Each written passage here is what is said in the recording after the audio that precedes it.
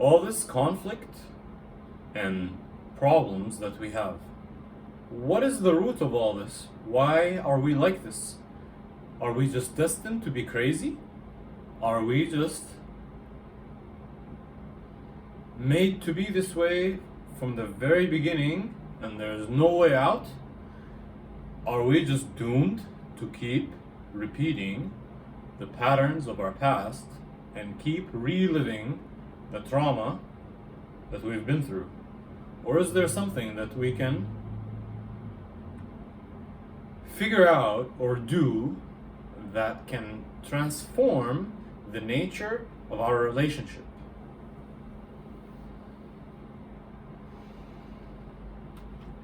Now, when we look at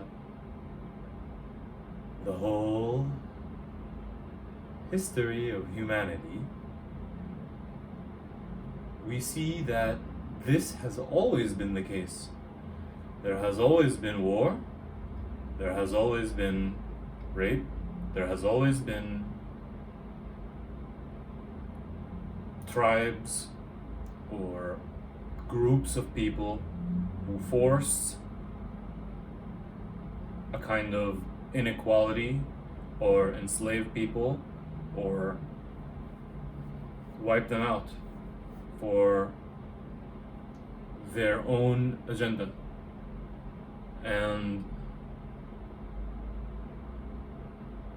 when we look at that and we try to put that in the context of where we are, we tend to feel helpless because we feel that we are human beings and our history and our experience so far together is what defines us.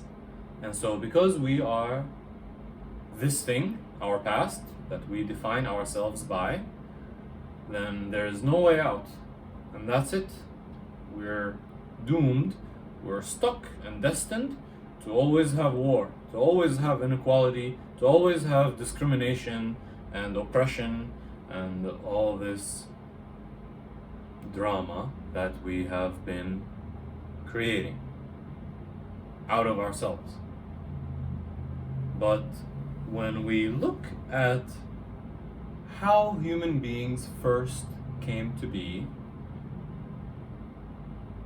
our DNA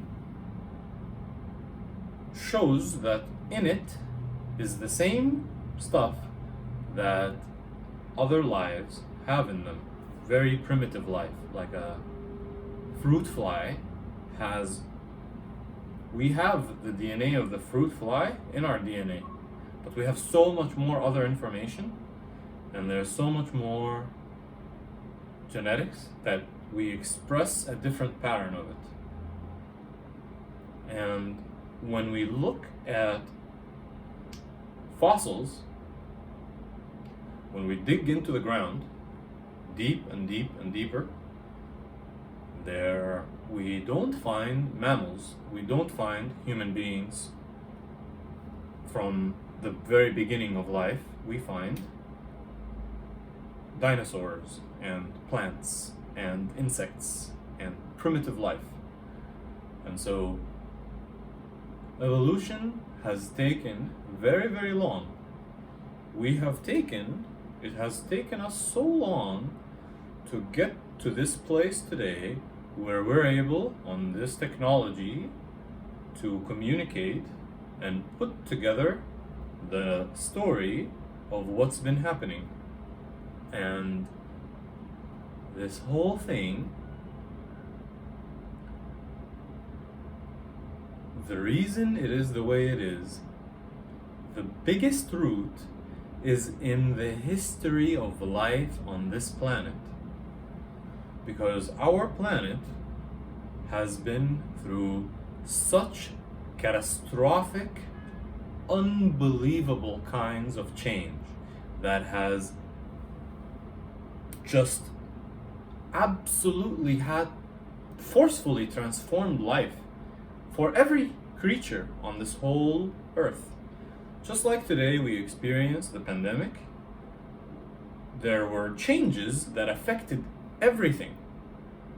in a very, very, very, very serious way. Meteors and ice ages and giant floods and super volcanoes and all kinds of things that are extremely hard for us to imagine. The magnitude and the sheer power of. And as life was evolving through this billions of years on this planet, there were times when we as life was doing extremely well. The weather, the magnetic waves of the planet, the poles, the atmosphere gases, meteors, and all these conditions were aligned for it to be plenty, for abundance, for food to be available, and drinkable water, and air, and shelter to be widely available. And this supports a very almost party sense. When there's enough for everybody, everyone's having a good time. But then there were times when we did not have this ability and this access to sleep wherever we want, to drink from wherever we want, to eat in any place. And when there is only few caves left where people can stay, or dinosaurs can survive, or a few holes in the ground where snakes can live, when there is scarcity, when there is not enough, when there is not enough food, there's not enough water or space, this not enough forces a complete numbing, self-numbing to pain, because you have to forget that your leg hurts, forget that you haven't eaten in 3 days, forget that it's your brother, and find a way to survive. And this is how life on this planet evolved. For the longest time, animals in the forest, life in the wild, has been very focused primarily on the number one thing is avoiding things coming to eat you with their face, being hunted, being eaten, and find a way to eat other things with your face. Jump and eat them, hunt things down, kill them, consume them. And there's not enough. And this whole experience creates a sense of what we call fight or flight, but not on the experience level, but on the genetic level. It is the very fundamental foundation of the way that life has evolved so far. And this fight or flight is what makes a wolf different from a dog. The wolf living in the forest that doesn't have access to food and has to go out and hunt it, his genetics evolve to support that. He becomes big and aggressive, has teeth, ferocious. Whereas dogs, where they have access to food and shelter and security and love, they are not like this, unless we train them to be. And as they are the same animal, but the genetics change because they're adaptable. You know, the life on this planet adapts to the environment that we're in.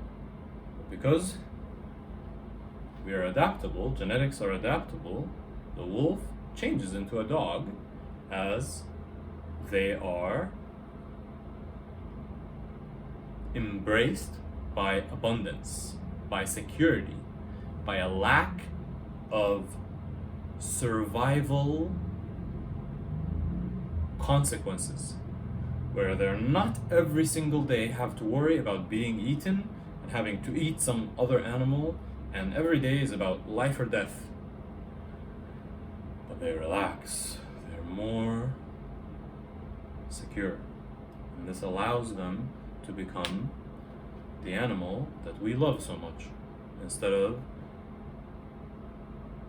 a savage beast that just kills everything. And this is the case for every life out there. Life is so concerned with survival, with scarcity. There's not enough food, there's not enough mates to reproduce, there's not enough shelter to sleep, there's not enough. Everything is not enough. But today, with the technology we have access to enough for all of us. Yet we're choosing to this day not to create that. We're choosing to stay in an environment of scarcity, to support an environment of scarcity, because we feel that without that, we would lose our edge.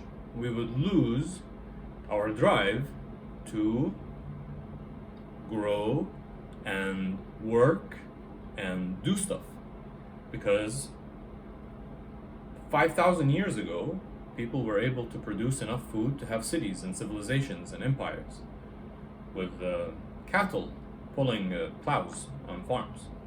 Today we have machines that can dig mountains and blow atomic bombs and harvest fields from here to the next city. But we're not using that to create abundance. We're still living in scarcity. And this scarcity, this whole thing that we have of it's not enough food, it's not enough mates, it's not enough space, it's not enough. This makes us want to become numb to our own pain and to other people's pain. And this creates the thing in us that wants to kill somebody, or steal, or oppress, or enslave, or kidnap, or abuse. This feeling of scarcity, not enough, there's not enough. It's not just here for me. That thing creates that. And so we are able to transform ourselves in the same way that animals transform when they're not forced into these situations of survival consequences in every direction.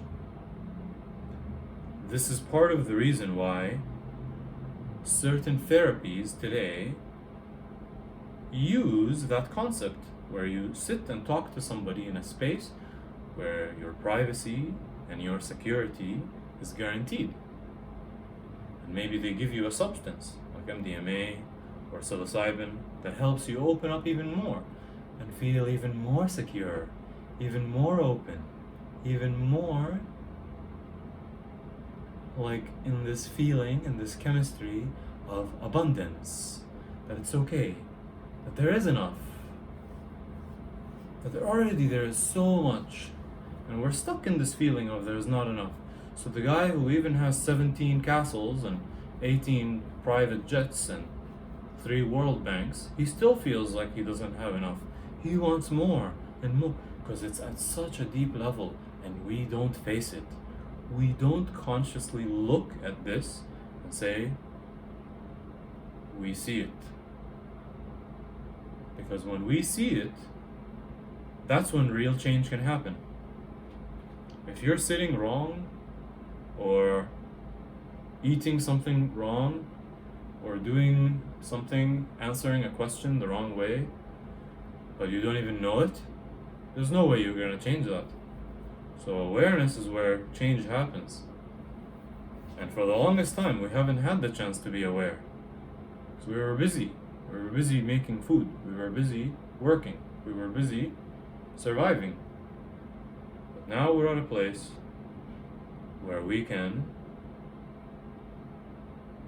create an environment that transcends the fear of survival for all of us. That not just for ourselves, but potentially for all life. We can arrange the planet through our intelligence, through our engineering, through our technology in such a way that abundance is guaranteed for all of us to certain extents. Perhaps there are things we can't control, like meteors or earthquakes or extreme volcanoes, but to a large extent we can control populations of animals, control our own population by choosing how much children we each have. We can do so many things that allow our society to come into a place where we each have all that we need and all that we want even. But the thing is, we keep thinking that what we want is more itself. Like, we don't just want to have food and house and friends and XYZ. No, we want more. The concept of more. If this guy has 18 houses, I want 20. If he has 20, I want 30. If he has...